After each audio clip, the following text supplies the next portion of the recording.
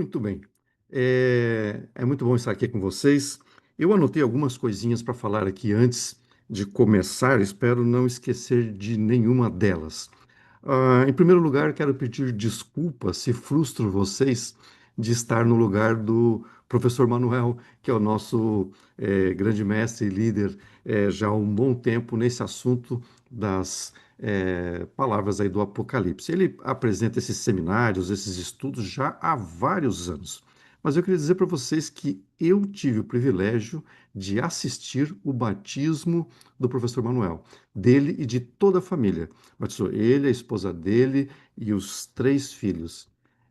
Não sei se foram os três, porque eu tinha uma mais novinha que talvez batizou depois, mas eu sei que dois filhos com certeza estavam nesse batismo. Foi uma situação muito interessante. Eles eram vizinhos da igreja e a mãe dele já participava da igreja, então foi muito interessante. Aurenice, pelo que eu vi, está sendo transmitido ao vivo. Só me confirma, talvez aqui no chat. Está indo pela sala de consagração no YouTube, é isso? Então, se alguém quiser assistir, muito possivelmente vai conseguir pegar a gravação dessa aula de hoje, né? E antes da gente começar, então, eu quero saber daqui de algumas pessoas. Temos aqui 27 pessoas na sala. Eu queria que você soubesse que isso aqui é um milagre, porque nós começamos esse estudo que era para ser para duas a três pessoas. E aí foi é, colocado da seguinte colocada: por que que a gente não faz esse estudo para mais pessoas na sala e tal? Enfim, estamos aqui em 25, um estudo que era para ser para duas, três pessoas. As coisas não acontecem por acaso, não é por nossa força, nossa capacidade, nossa habilidade ou competência. Isso é um poder do Espírito Santo. Mas vamos em frente aqui com mais uma outra questão. Dessas 27 pessoas, eu sei que tem várias pessoas, tem algumas aqui que eu já conheço, já sei pelo nome, mas não tem a fotinho, né, dona Elaine? Eu sei que você está aí. Então, se você abre a sua câmera, coloca aí, aparece a sua fotinho aí para a gente ver. Aí, Elaine, boa noite para você.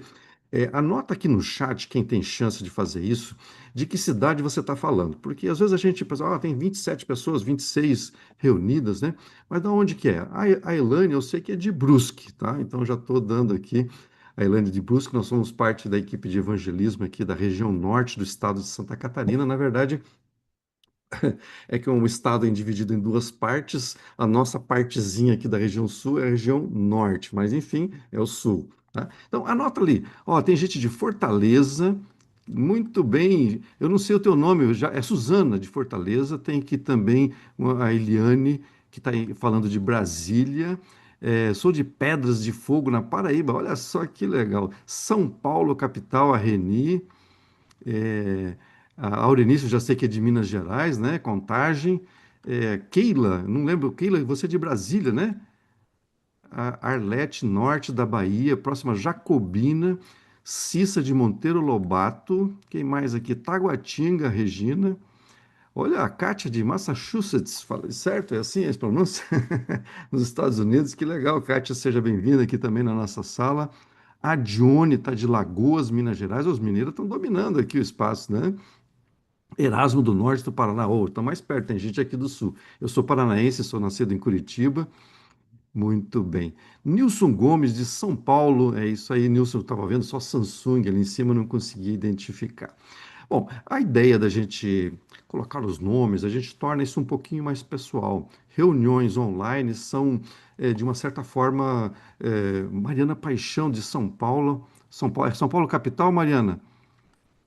E são um pouco impessoais e a gente fica assim muito distante e perde esse convívio, né? Eu gosto de reuniões presenciais, mas veja só, quantas pessoas São Paulo capital, muito bem, Mariana. A gente acaba resgatando o contato das pessoas. Mas veja só, nós nunca conseguiríamos reunir tantas pessoas como temos aqui, e nem é uma quantidade tão grande, são 26 pessoas, não conseguiríamos reunir tantas pessoas de tantos lugares se fosse uma reunião presencial, né? E eu então eu quero saber aqui de vocês, anota ali quem está aqui pela primeira vez nessa jornada do Apocalipse. Quem tiver aquela primeira, só escreve eu, se é a primeira vez que você está aqui. Reni, a Suzana, a Arlete, Regina, olha, Dione, Rosiane, Ah, do Samsung, eu não sei, é Nilson. É, Xiaomi, quem que é do Xiaomi? Elaine também. Olha, sejam todos bem-vindos. Aurenice, veja só que legal, né? Quantas pessoas estão aqui pela primeira vez. Então, eu vou fazer um pequeno preâmbulo para você entender o que é que está acontecendo, né? O que que já foi feito aqui antes em relação ao assunto Apocalipse. Senão você vai pegar o bonde andando e você vai falar assim, tá, mas e o que é que aconteceu antes disso? Então, nós hoje estamos no terceiro encontro. Maria Chaves de São Paulo também, muito bem. Nós estamos no terceiro encontro e nós começamos com uma introdução ao Apocalipse desde a história. Então, se você. Eu vou fazer o seguinte, Aurelice, eu vou colocar aqui a forma que você tem de acessar o material que veio antes, para quem não quer perder, tá? Aí você pode dar uma olhada lá, dar uma recapitulada, dar uma olhada no que já tem postado. Por isso que a gente optou pelo canal no Telegram. Muita gente não gosta do Telegram porque não é o do dia a dia, mas ele tem uma qualidade muito grande. Tudo que já foi postado, você tem acesso. Então isso te dá uma vantagem muito grande, porque a gente não precisa colocar novamente todo lá. Então você entra, você tem acesso lá. Hoje nós vamos usar esta lição aqui, a lição número 2, que é uma espécie de um. Espécie não, é um questionário, né, com perguntas e respostas e a gente vai trabalhar com ele. Então, deixa eu ver como é que eu coloco aqui. Copiar link do post. Vou colocar aqui na, no chat. Então, depois você olha com calma ali, tá? Tá no Jornada do Apocalipse e você tem acesso a esse formulário. Então, é um questionário, você vai ter lá 11 perguntas e a gente vai trabalhar com as respostas hoje aqui. Mas o que que a gente fez antes daqui? Eu vou compartilhar a tela aqui. Vamos ver se anfitrião desativou o compartilhamento de tela. Aurenice, por favor, me libera aí então o compartilhamento de tela.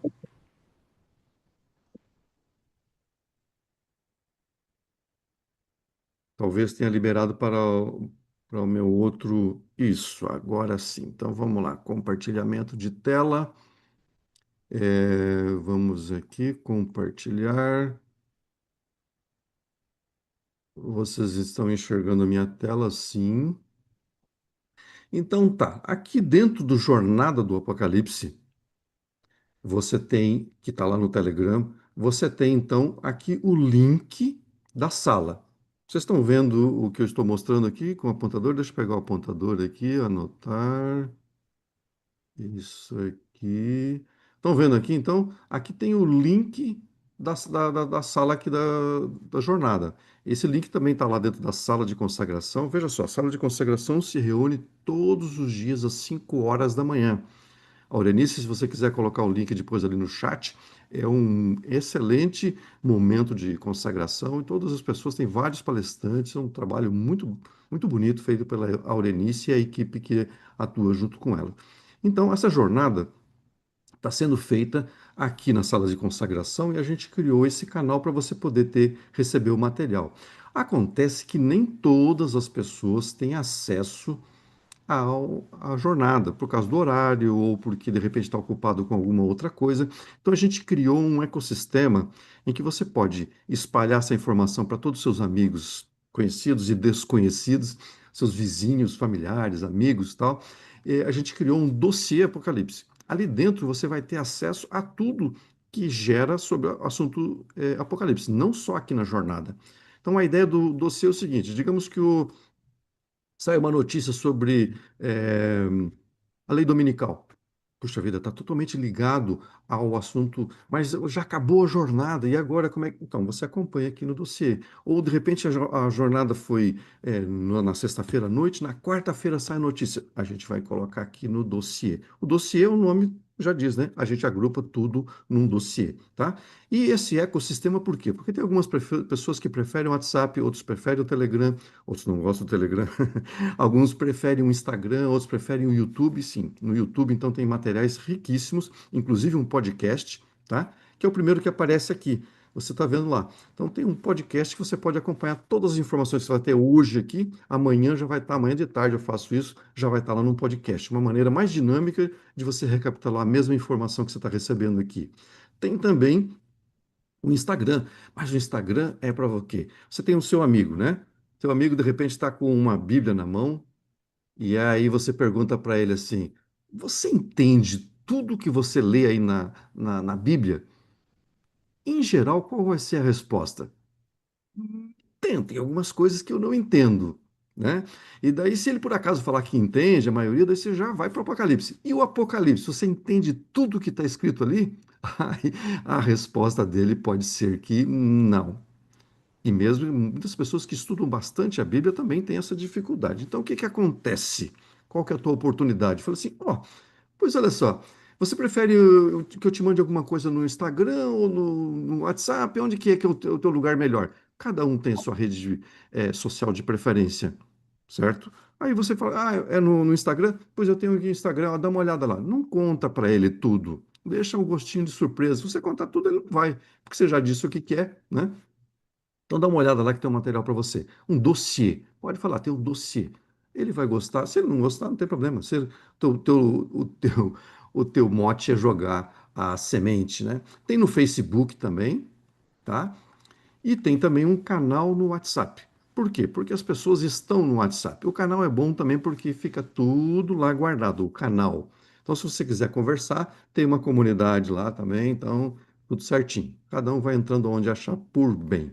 E o Telegram, que tal do dossiê que você pega então todas as informações anteriores. Estamos usando essas três hashtags, essas quatro hashtags aqui: dossiê Apocalipse, jornada no Apocalipse, Apocalipse e Bíblia. Então, se a pessoa entrar em alguma dessas hashtags, ele vai cair aqui com a gente. O canal do YouTube está esse aqui, dossiê Apocalipse Oficial, é o único que está escrito oficial no final. E não esqueça que tem que colocar o arroba na frente, youtube.com arroba dossiê Apocalipse Oficial. Eu mesmo acabei esquecendo e tive que apagar o link lá. Então, a lição número 2 que a gente vai usar aqui, que é um questionário como este aqui que vocês.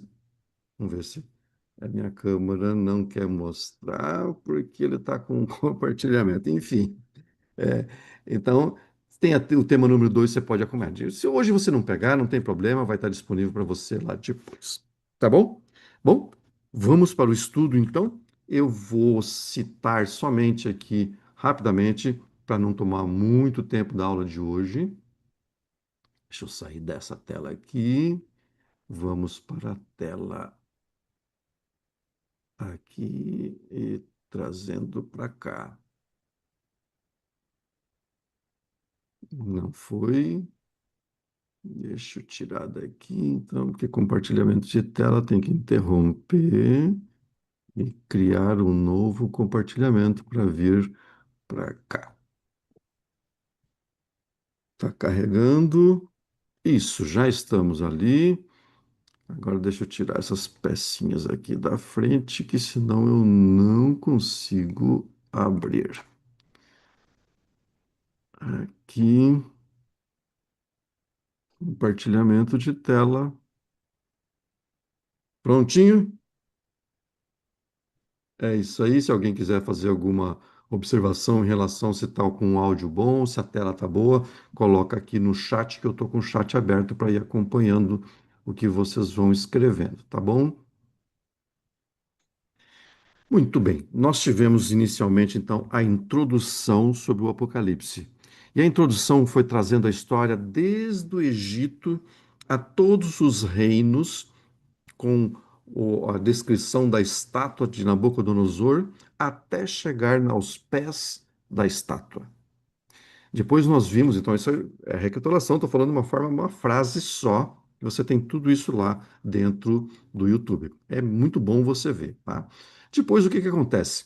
Nós tivemos, então, o tema número um, dizendo que era um livro selado, lá em Daniel, o Apocalipse, né, todo o material, um livro selado. E quando chega no Apocalipse, um livro aberto. Daniel, um livro selado, Apocalipse, um livro aberto. Então, nós não temos que ter medo que este é o momento do livro ser aberto. E é por isso que nós estamos aqui nessa noite. Nós estamos aqui porque o livro do Apocalipse não é mais um livro selado. Ele deve ser aberto, deve ser estudado. E este é o tempo que nós devemos estudá-lo. E é para isso que nós estamos aqui. Deixa eu só fazer uma coisa aqui que Está aparecendo a observação e eu quero o contrário. Eu quero essa outra tela aqui.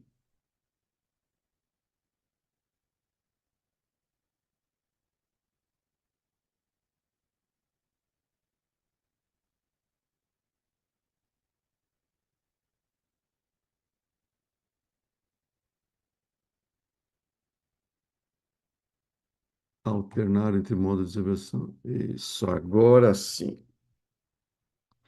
Então tá.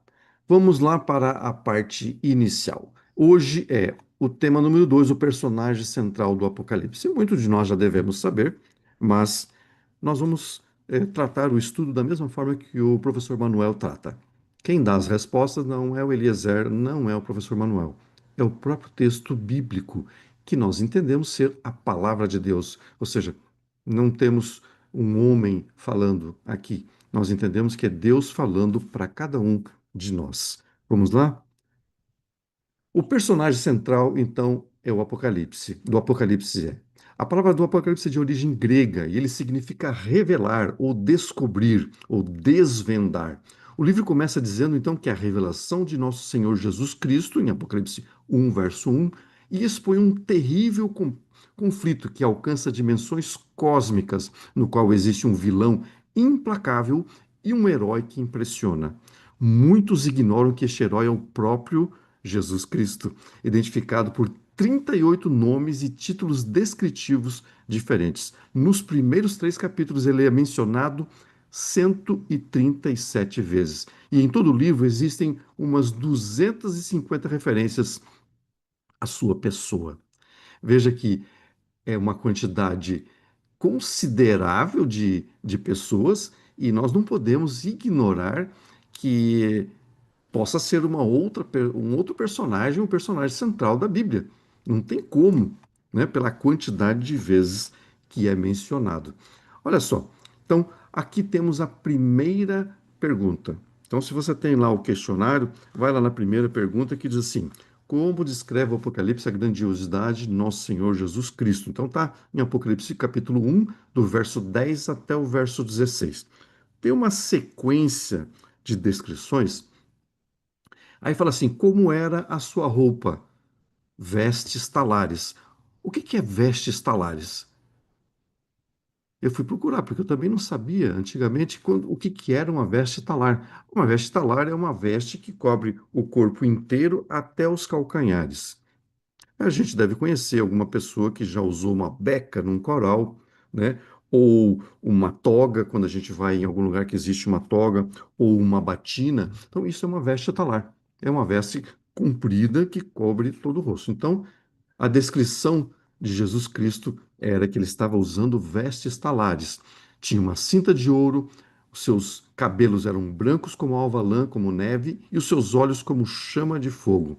Os seus pés eram como bronze polido, e a sua voz como a voz de muitas águas.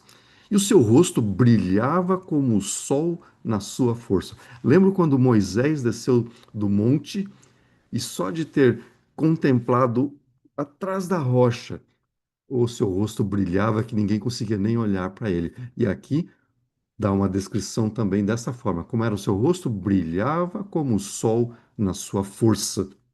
Pensa no meio-dia, alguém consegue olhar para o sol no meio-dia? Quase impossível. Você ficar olhando é capaz até de ter uma lesão ocular. Bom, lendo Daniel 10, de 4 a 12, e comparando com Apocalipse 1, 17, você notará o tremendo impacto que causou ao profeta Daniel e ao apóstolo João a magnificência do Senhor Jesus. Vamos à pergunta número 2. Após a ascensão, que ministério realiza Cristo no céu? E aqui vem uma descrição muito interessante.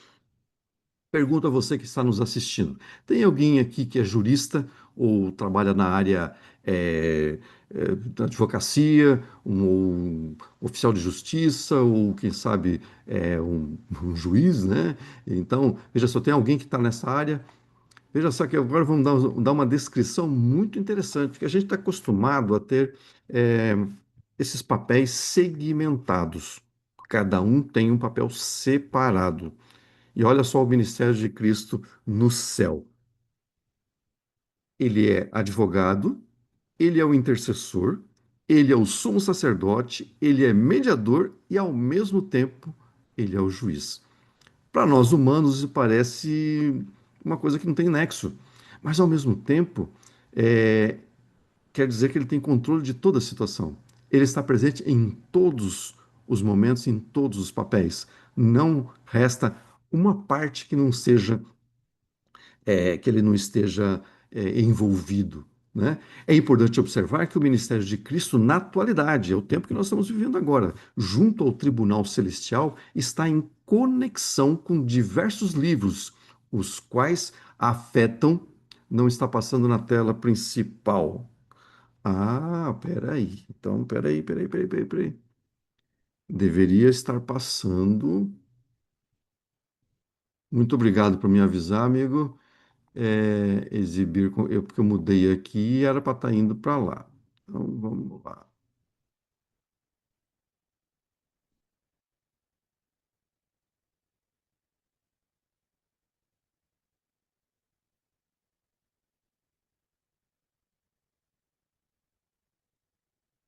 Isso. Me perdoem não estar passando, mas não sei se começou agora há pouco, se já está há bastante tempo. Mas então vamos lá. Então a pergunta número um está aqui, as suas roupas, né? E em seguida, agora a descrição que a gente está fazendo da sua atividade. Eu não vou tomar muito tempo para corrigir a tela da direita com a tela da esquerda, porque o principal está aqui na esquerda, sempre vai vir com um comentário aqui à direita, né, que seriam as anotações. Deixa eu ver se aqui corrige, ver todos os slides, não, ampliar o slide, escurecer. Tá. Eu vou ter que fazer isso na próxima configuração, tá? Mas acredito que todos conseguem ler. Não está muito pequenininho para vocês? Se não, eu dou um zoom aqui, tá? Agora está indo lá, irmão, do Xiaomi. Bom, advogado, intercessor. Então, é importante observar que o ministério de Cristo, na atualidade, junto ao Tribunal Celestial, está em conexão com diversos livros, os quais afetam diretamente o nosso destino. Quais são os livros existentes no Tribunal Celestial? E essa é uma pergunta que muitas vezes gera um pouco de confusão, que a gente, por exemplo, pensa que é só um livro que tem lá no céu para anotar. São vários livros. Olha só a resposta do texto bíblico. Vamos ver se eu consigo passar aqui de novo.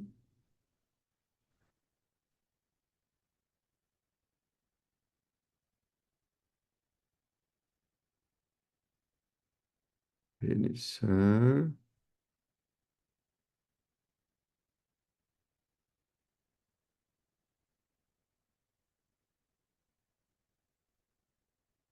Eu vou interromper aqui o compartilhamento só para poder corrigir isso aqui, tá? Porque era para ser uma tela cheia para vocês, e não essa parte, senão ela fica pequenininha, né? Então vamos lá, compartilhar. E agora, então, é esta daqui.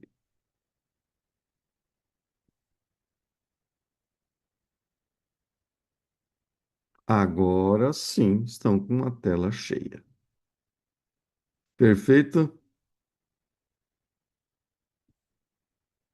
Ok.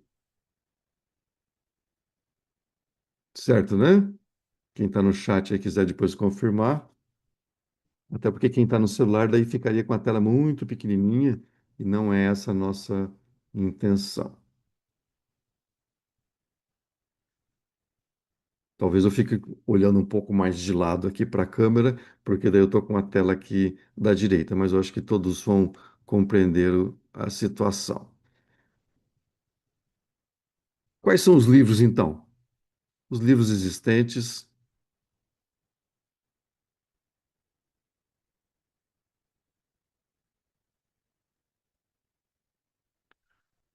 A resposta número um. Primeiro é o que fala do livro da vida. Depois falam de livros. E por fim, fala de um livro escrito por dentro e por fora, de todo selado com 7 selos. Veja só que interessante, né?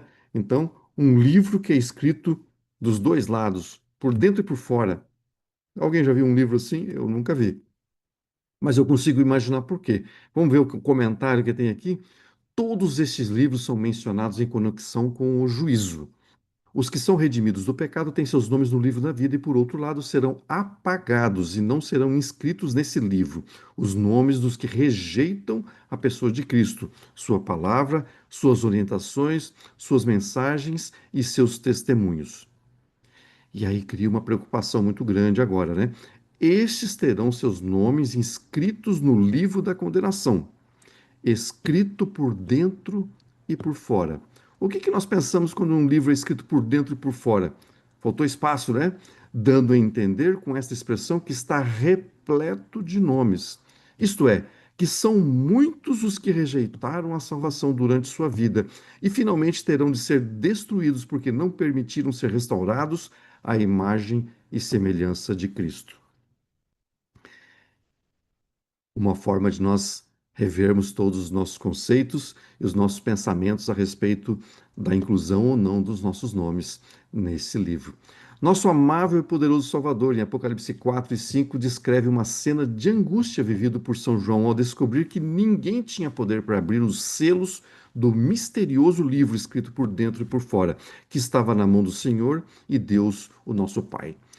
Quem foi o único ser em todo o universo capaz de abrir o livro dos sete selos? Está lá em Apocalipse 5, do verso 6 ao verso 9, que é a nossa pergunta número 4. Se você está aí acompanhando, temos a resposta ali, que diz que o único que é digno é o nosso Senhor e Salvador Jesus. Digno és de tomar o livro e de abrir-lhes os selos, porque foste morto e com o teu sangue compraste para Deus os que procedem de toda tribo, língua, povo e nação. Olhe só. Segundo Apocalipse 5, somente Jesus sabe quem será salvo e quem irá perder-se. Ele, somente ele pode ler o coração e compreender quem em verdade é seu. É necessário que entreguemos a vida a Ele, só Jesus pode limpar-nos do pecado. Somente Ele é poderoso para nos guardar de tropeços e para vos guardar, vos apresentar com exultação, imaculados diante da sua glória.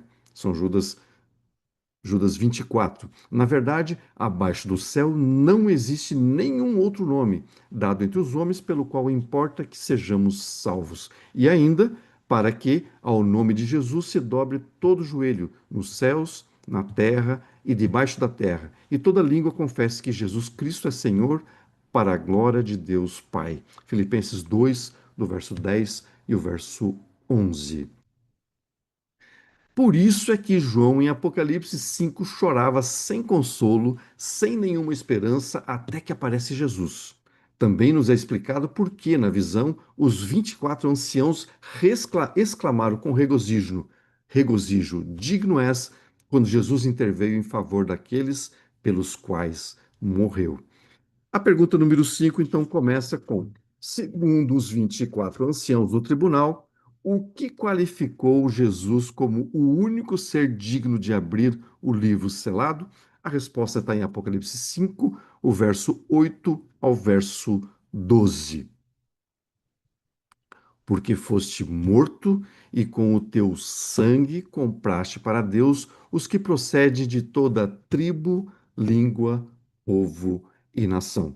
Essas partes em amarelo destacados são o que você vai preencher lá no espaço em branco do questionário, tá? A seguir, então, um comentário. O título Cordeiro é mencionado 26 vezes no livro Apocalipse e se refere a Jesus. Assim o declara João Batista em João 1, verso 29. No ritual simbólico do santuário do Antigo Testamento, o cordeiro era sacrificado no lugar do pecador e seu sangue o limpava do pecado. No Novo Testamento, é nos ensinado que Jesus é a realidade dessa simbologia. É uma espécie de replay, de remix do que foi dito no Antigo Testamento, é dito novamente, reforçado no Novo Testamento. O Antigo Testamento espelhando o que está no Novo Testamento. Então, não tem nada abolido Só tem aquilo que é confirmado. Pergunta número 6. Qual a força motivadora que impulsionou o sangrento e sublime sacrifício de nosso Senhor Jesus Cristo? A resposta está em Apocalipse 1, 5 e João 3, 16. Nós vamos preencher lá, então, a parte 1 diz assim: aquele que nos ama e pelo seu sangue nos libertou dos nossos pecados.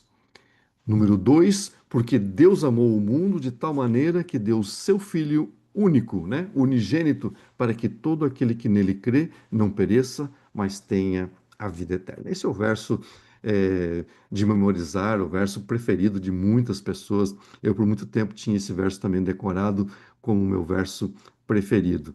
E a gente vai acrescentando outros versos, vai variando, né?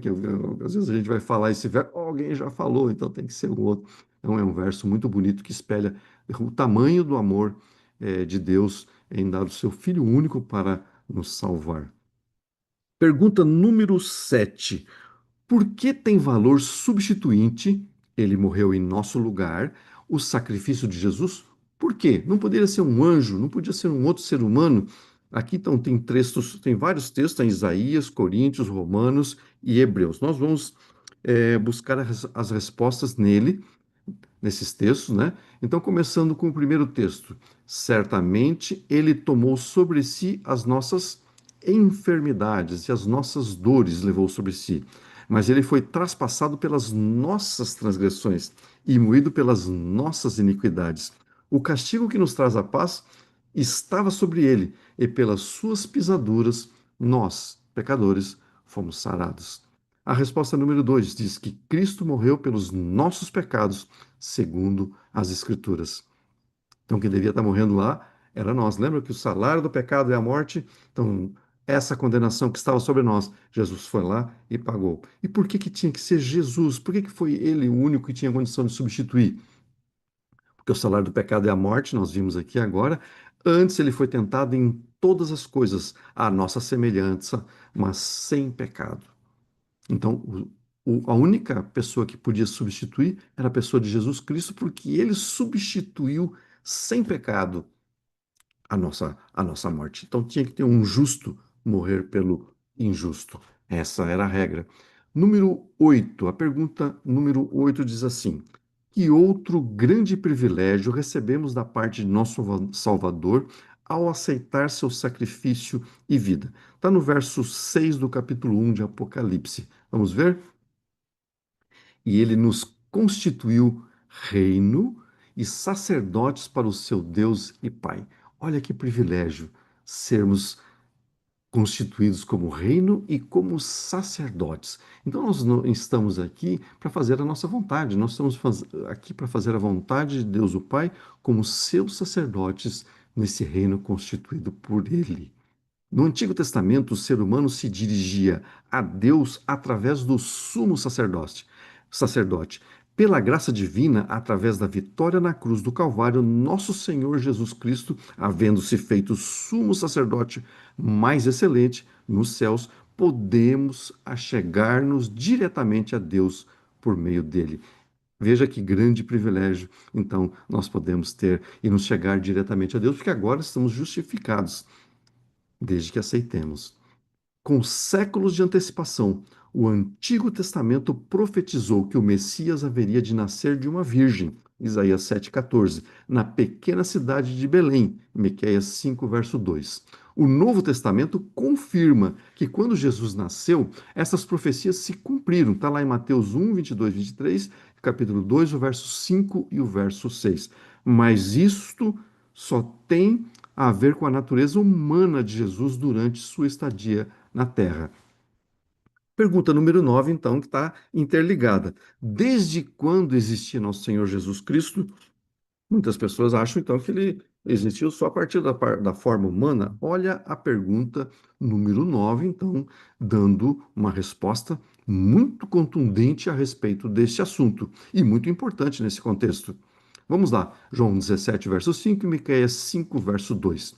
Resposta: e agora, glorifica-me, ó Pai, contigo mesmo, com a glória que eu tive junto de ti, antes que houvesse mundo.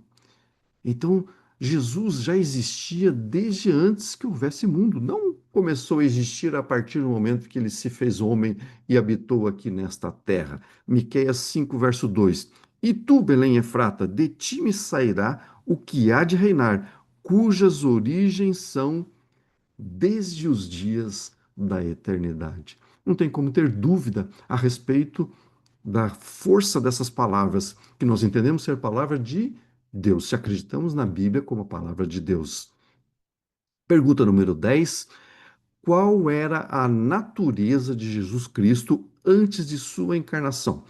Então, essa pergunta completa a pergunta anterior, e todo esse estudo tem uma sequência, como se fosse um degrauzinho de escada, vai acrescentando informação sobre informação, texto sobre texto, né? E vamos acrescentando detalhes que formam o nosso conhecimento a respeito da verdade.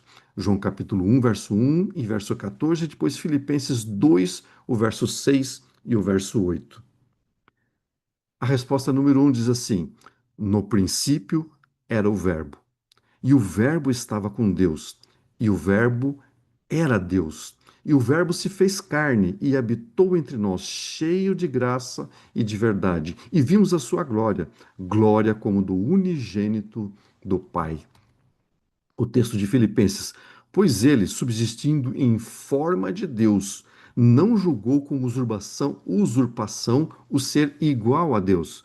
Antes a si mesmo se esvaziou, assumindo a forma de servo, tornando-se à semelhança de homens, e reconhecido em figura humana, a si mesmo se humilhou, tornando-se obediente até a morte, e morte de cruz. Qual era a natureza de Jesus Cristo antes da sua encarnação? Não há dúvida, ele já existia desde muito antes, desde a eternidade. A última pergunta, concluindo então o nosso estudo de hoje: qual a natureza de Jesus Cristo após a sua ascensão ao céu? Então veja só, ele esteve aqui, ele já existia antes da sua encarnação, se fez homem e habitou nessa terra, se sacrificou em como, como humano para nos resgatar.